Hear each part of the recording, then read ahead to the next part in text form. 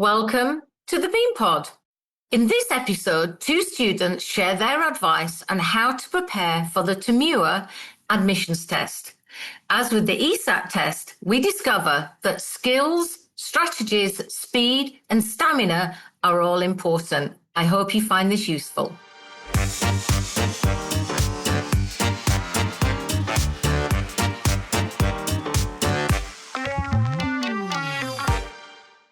Welcome to our podcast on the TMUA or TMUA exam.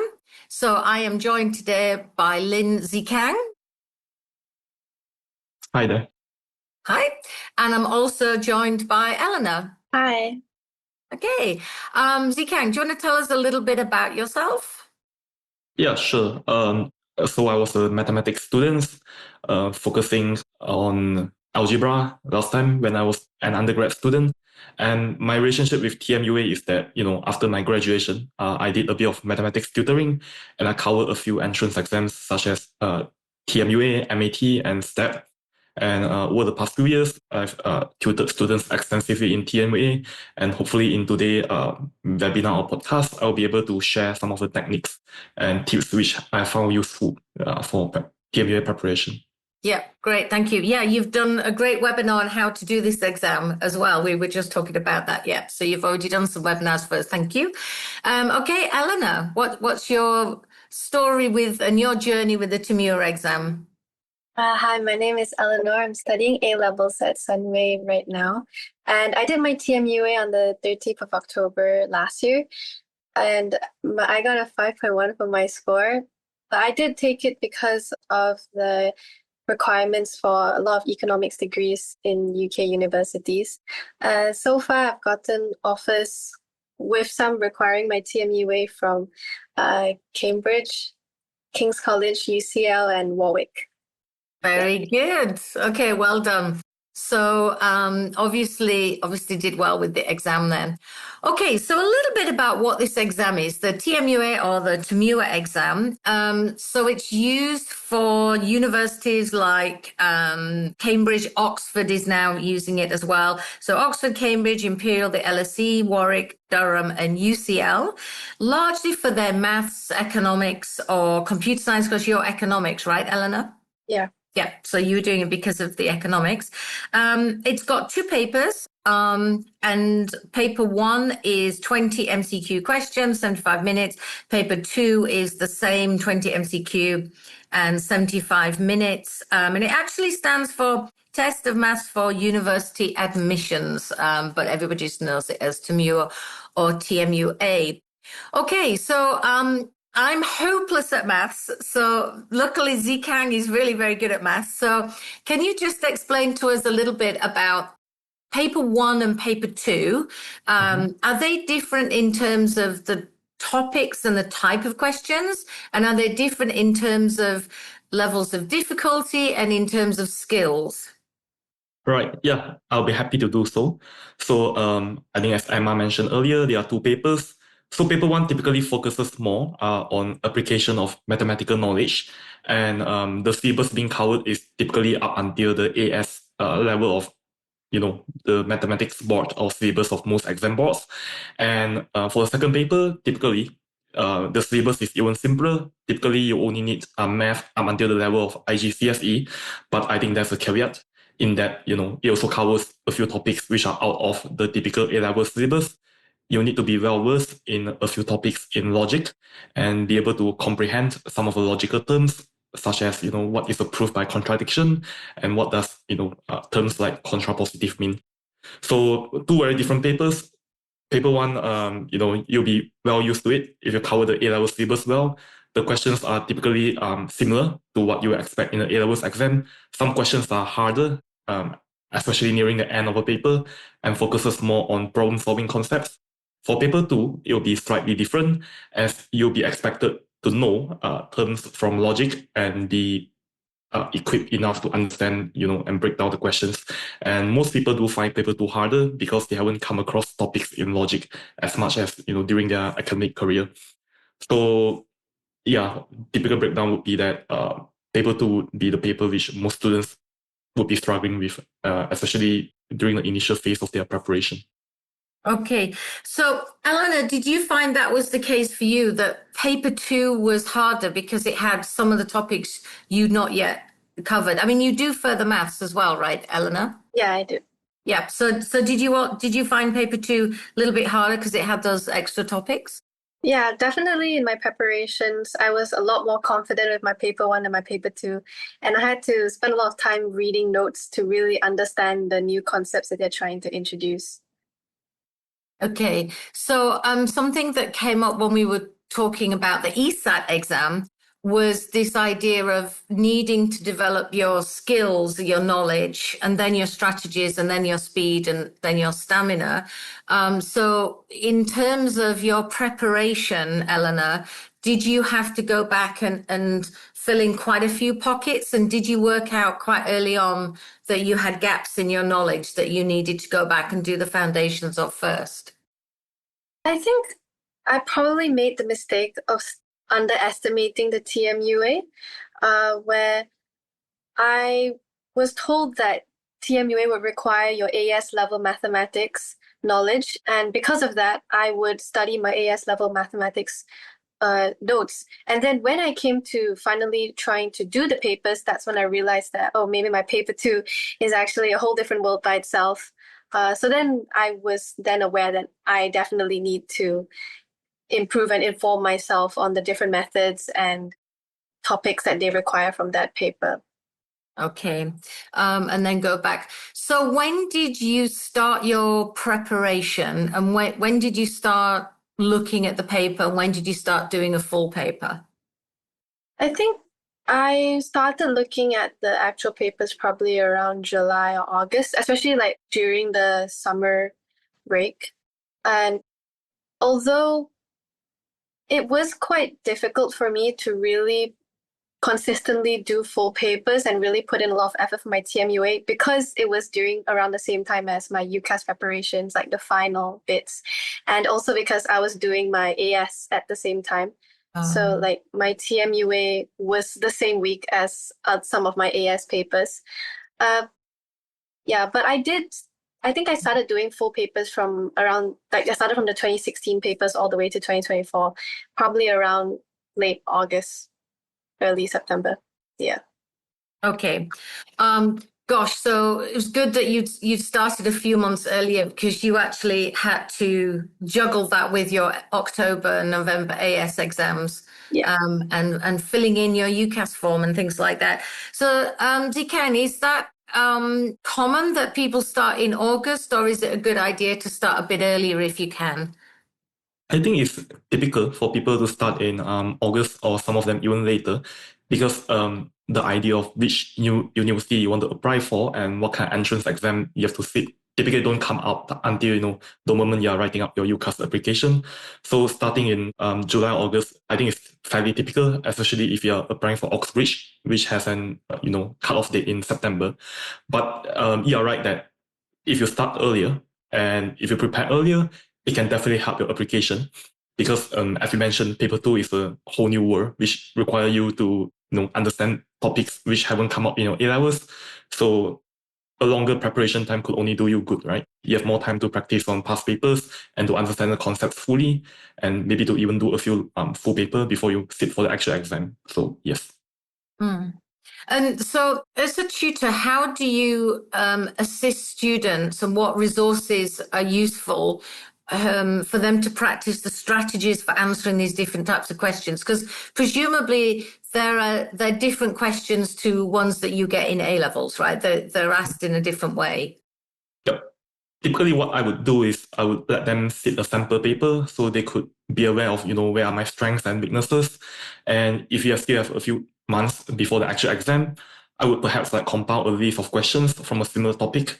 Say if a student is weak at trigonometry, I would compile, let's say, past papers which are about trigonometry, the questions, and let them have a go at practicing, and we can cover any gaps. Typically, the nearer we go to the exam, there's time where I want the student to transition towards sitting a full paper, so they could have a better sense at time management and to be able to finish the whole thing within a set time frame. And if they could not, then at least they could be be a bit more strategic when it comes to allocating your time towards the portion of paper that you could finish, and perhaps not focusing on questions that you couldn't solve, right?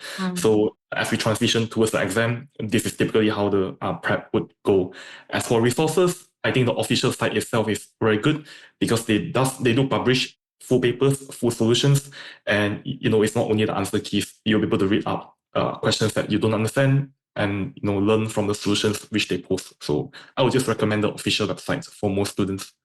Okay, and so is it possible to get more papers through things like Exams Ninja and mathsphysics.tutor.com and things like that, or you just think the main website is enough?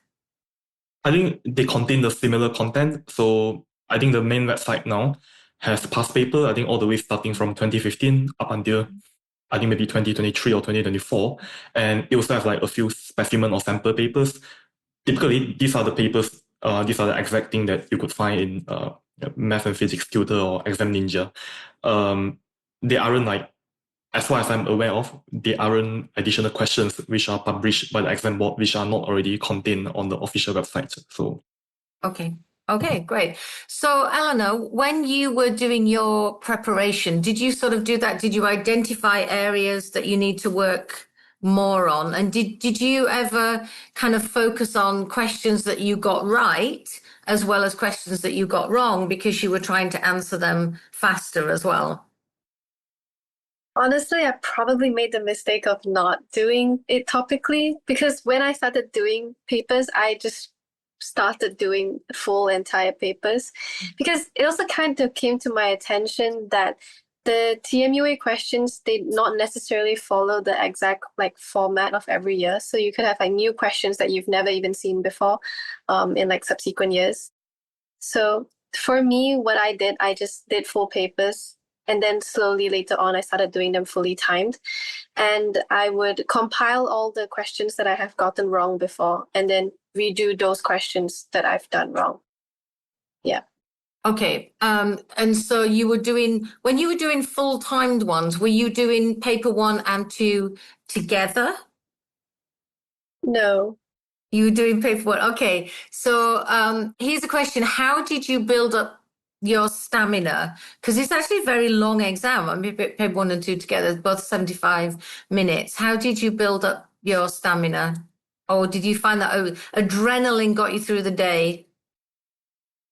I think I also probably underestimated the amount of break time that they give us between the two papers. Because when I realized there was 1 minute, I was a bit shocked. But I realized it before the date. But also because in our A-level exams, the P3 and the P1 papers also are really long papers, or in IGCSE, our app math papers also tend to be quite long. And I used to do Math Olympiad where the papers can last for like 2+ hours. So definitely, I think I already had some form of experience regarding stamina. Although I would recommend people to do it straight just to get the full experience of the paper, especially because they do provide mock tests that have the same format as the actual exam on their websites. Okay, so that's a useful little tip, actually, that doing Olympiads is actually quite good for you as well, because that's also a speed and stamina test as well. So, Zikang, how do you get students to build up their speed? And is it a good idea to also focus on questions that you got right as well as questions that you got wrong? The typical advice would be, for the earlier portion of the paper, typically questions will be easier. Well, it's not mentioned anywhere in the official website, but our experience is that typically, well, maybe if you're fresh, you typically do the earlier questions a bit faster. And the last 10 or last 5 questions typically are where people, stop being able to answer them as quickly as the previous questions. So I would typically advise my students, if you do a rough kind of like time budget, typically would spend 3 minutes on each question, and that leaves around 10 to 15 minutes for you to recheck your answers, right? So if you find yourself spending more than 5 minutes on a single question, I would typically advise my students to just move on. You can always come back to this later, right? So that is the first thing that they have to have in mind. This is a time-constrained exam. You shouldn't spend too long of a time on any single question without moving on to the rest. And the other thing they could do to kind of develop their stamina or exam taking strategy would be to as Eleanor mentioned earlier, maybe do 2 papers back to back, because in the actual exam, you are not being allocated a lot of break time. Once the paper is collected, then you start the next one almost immediately. So it'll be a good idea to, initially when you are starting out on the process, maybe do 1 full paper under time condition, but towards the actual exam, maybe 1 month or a few weeks before exam, you want to do 2 of those back to back and see how and to see how well that goes. So Eleanor, when you were preparing, did you prepare with your peers as well? Did you have a group that helped you prepare? I was unlucky. I did not, mainly because a lot of my friends who were going to take the TMUA were only going to take it in January. So I didn't have that many people in Sunway itself that did the TMUA in October. But I did have certain friends from KTG and KY who were going to take the TMUA in October. And then whenever I had questions that perhaps I didn't understand the worked out examples that the website provided, then I asked them and they'd ask me back. Okay, great. So that's lovely advice, that you don't have to be working with people in the same school or college as you. You can work across schools. And yeah, discussing why something is right, different solutions that you have is useful, because that's what the interview is, right? As well, talking through some of these. So, Zikang, do you think it's useful for students to work together? Is that usually successful for some of your students? Definitely. The idea is, you're no longer doing A-level math. You're no longer doing what we so-called the typical and conventional questions. And sometimes when you're doing harder or more unconventional questions, it could be good to sit down together and brainstorm ideas, right? Especially if you don't understand the solution. More brains typically are better because, I think in another aspect, it helps you deal with the loneliness as well. It can be very lonely preparing for the TMUA if you are doing it alone, and having people to just talk through some of the ideas and questions, or even to give each other encouragement. I think it's a good thing to do. And yeah, my students typically, when they work together in a group or when they are friends taking the exam together, they do report that working together actually helps, and them go through the process. Otherwise, it could be quite lonely, and sometimes you feel that you don't have the support that is required. Yeah, I agree. So it's good to talk, and also just moral support, and somebody on this journey with you as well.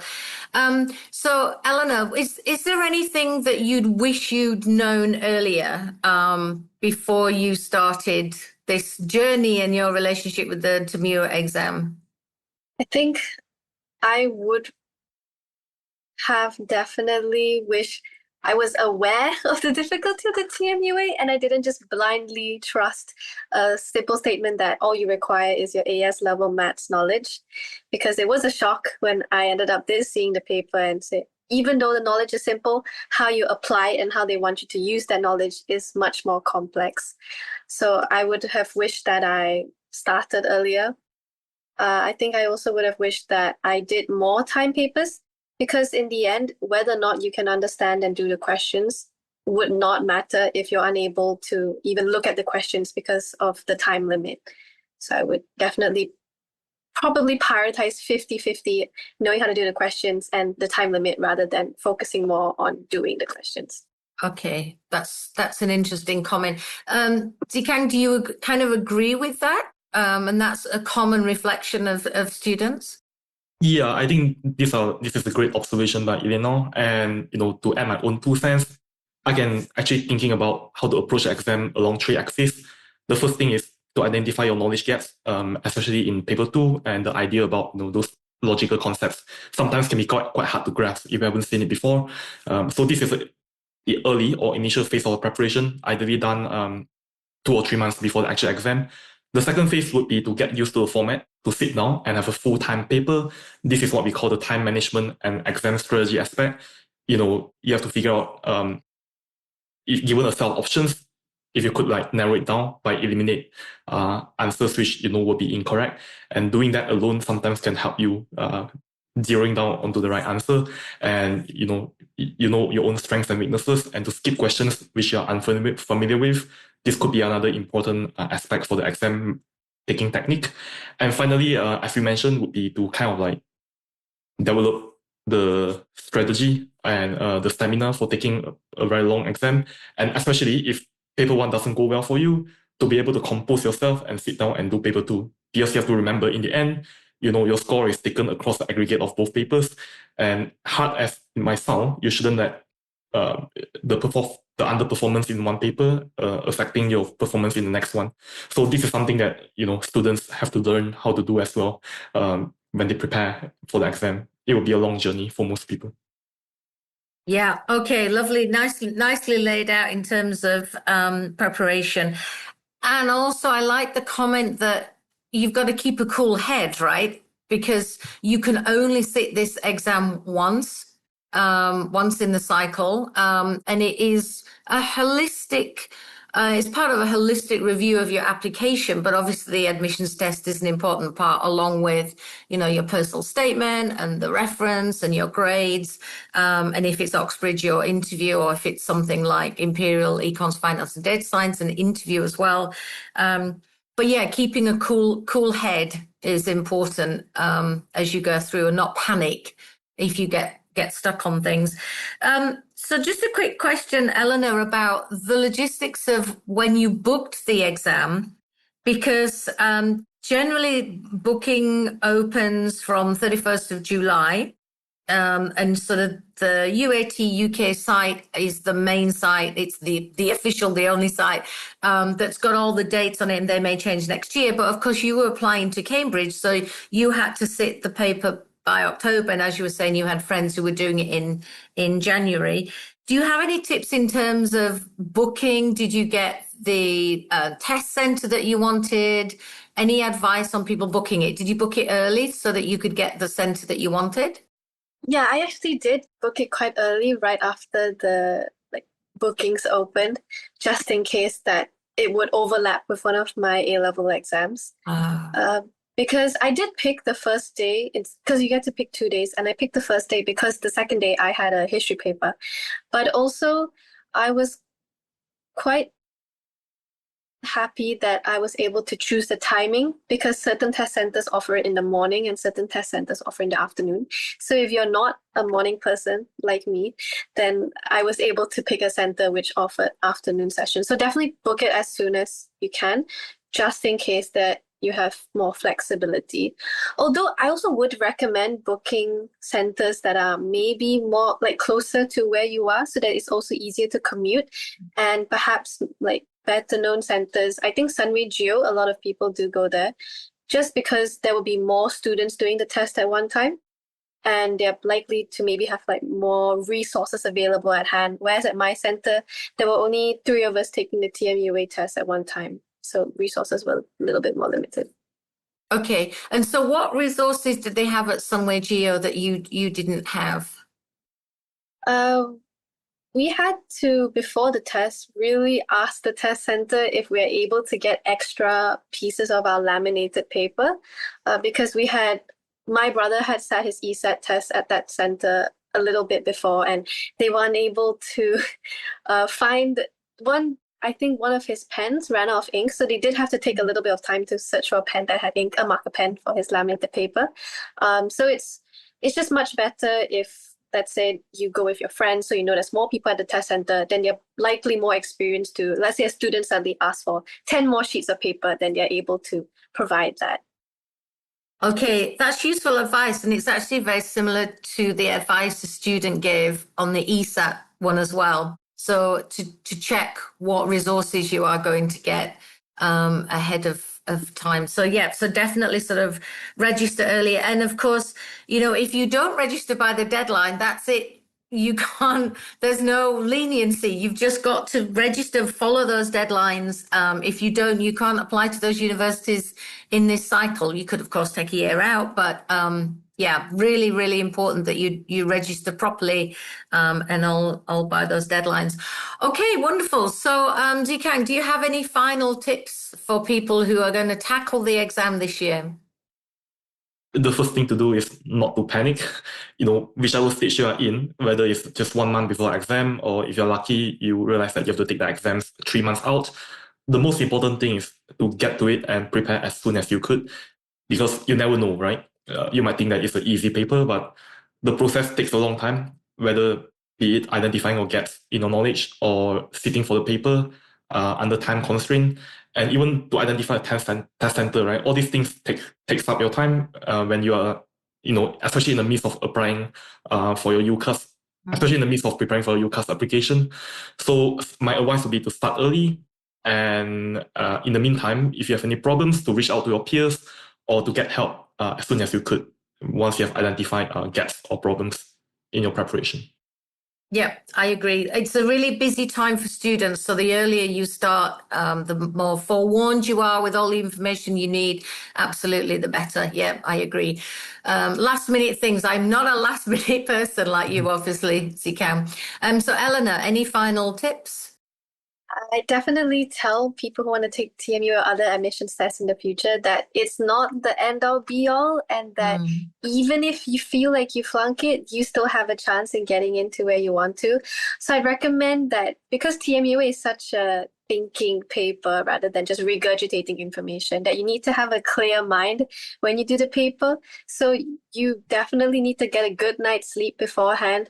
The morning of your paper, don't try to stress yourself out by reading through all your mistakes. And even, like I think Zikang mentioned earlier, that even if you mess up paper 1, take a deep breath, drink some water in the 1-minute break, and come back just to ace your paper 2 again. And if you feel like you've messed up, it's okay. It's a hard paper, and that you'll be fine. Yeah. Okay, lovely advice. And it's interesting noting the big variety of scores of people who have still got offers from really, really good universities. There's a really wide range. So absolutely, I agree with you. It's just part of a holistic view of an application. Don't panic, and just do the best that you can. Yeah, nice. And a good night's sleep. Yeah. Somebody for the LNAT admissions test was saying, really be careful about what you eat and drink before the exam. You obviously don't want to dehydrate, but because it's so time sensitive, you don't want to be wasting time, 3-5 minutes going to the toilet in the middle of this exam as well. So yeah, really, really plan carefully so that you're in good shape to do the exam. Okay, thank you so much for sharing your insights. I'm sure this will be really useful for your juniors that are going to be doing the test in the coming year, or maybe in January in 2027. So thank you very much, Zikang and Eleanor, for joining and for sharing your advice today. Pleasure. Thank you so much. Thanks. Bye. Bye. Good luck.